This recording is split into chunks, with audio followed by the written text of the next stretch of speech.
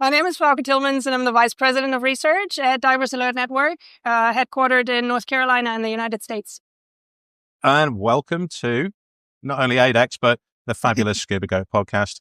Thanks for giving us some of your time. Yeah, thank you for having me. Yeah, it's great. You are actually the first Dan individual that's ever been on the show. I feel honored.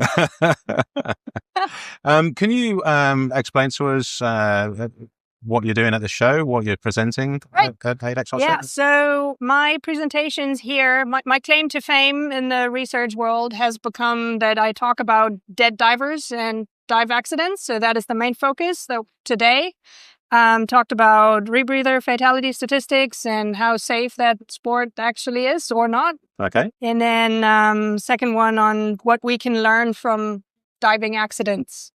And I think that's one of the big ones there, isn't it? What we can learn from them. Yeah. Rather than trying to push it under the rug and say, oh, there was another accident, let's carry on and do other things.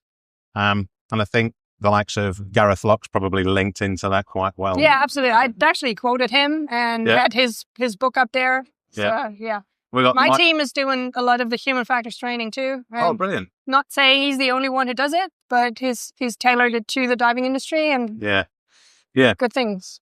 Have you met Mike Mason yet? He's floating around. He's the Australian one. Yeah, we've actually taken I think it was the HF1 course together back in the day online in the COVID times. Yeah. So you definitely know each other. It was good running into him again. Fabulous. So I would like to ask you, I've got quite a few people over the recent years, I would say, that have asked me my opinion on PFOs. Mm-hmm. Can I ask you Dan's opinion on PFOs and people wanting to dive? So we assume you don't have a PFO until proven otherwise, right? Okay. So if you have a PFO and you have had an issue and you've gotten tested, what we want you to think about is, can I mitigate it with just being a safer diver? Being more conservative, using nitrox instead of air, but using air tables or air computer settings. Can I do my diving any less risky than I'm doing it?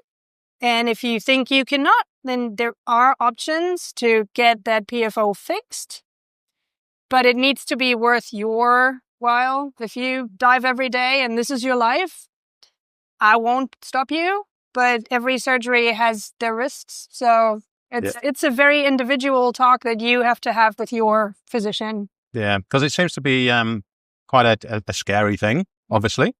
But as you just alluded to there, I think if we mitigate as much as possible, and there's still that larger element of risk for the individual, but they've got to make that choice themselves. There are numbers out there that a third to a quarter of all people in the world have a PFO in one form or another.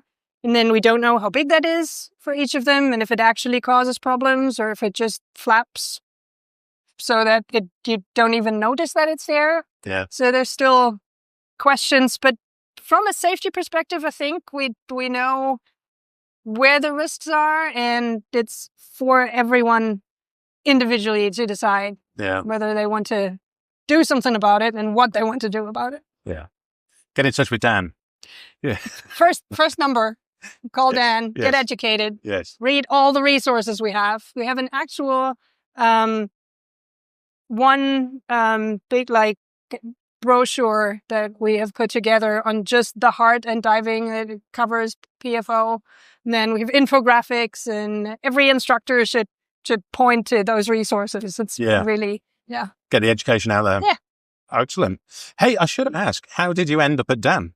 How did I end up at Dan? So I got into diving a slightly different way than other people. I was fed up with my studies at the time, and I decided to go for a scientific dive course, having no reason to do it, just for the fun of it, and did that and fell in love with it. But what I really liked about it most, or what intrigued me most, was the medicine part that we did, and that nothing ever lined up. I didn't really understand what? There's bubbles? We don't know how they form. How do we not know how they really form, where they come from? And I looked into that, and I didn't know that there was a career to be had in diving physiology or in decompression safety until I dug around and found it. Yeah. And after a few years in various European projects and with the German Navy, I had the pleasure to be able to apply for the position at DAN for the research director, and they hired me. And here you are now. Here I am. Yeah, fabulous, fabulous. And just to round out, but anyone who's not a diver, could you try and explain what it feels like to you personally when you're underwater and enjoying a dive? Yeah, so once I got good at it, this is important.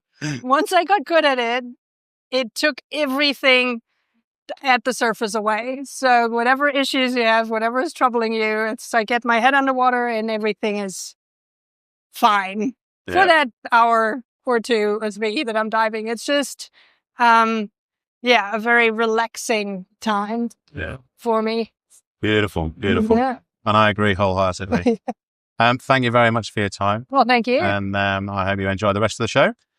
And I'd love to welcome you onto the podcast at a future date and we'll do a full-length episode. Absolutely. Thank you so much. Thank you very much.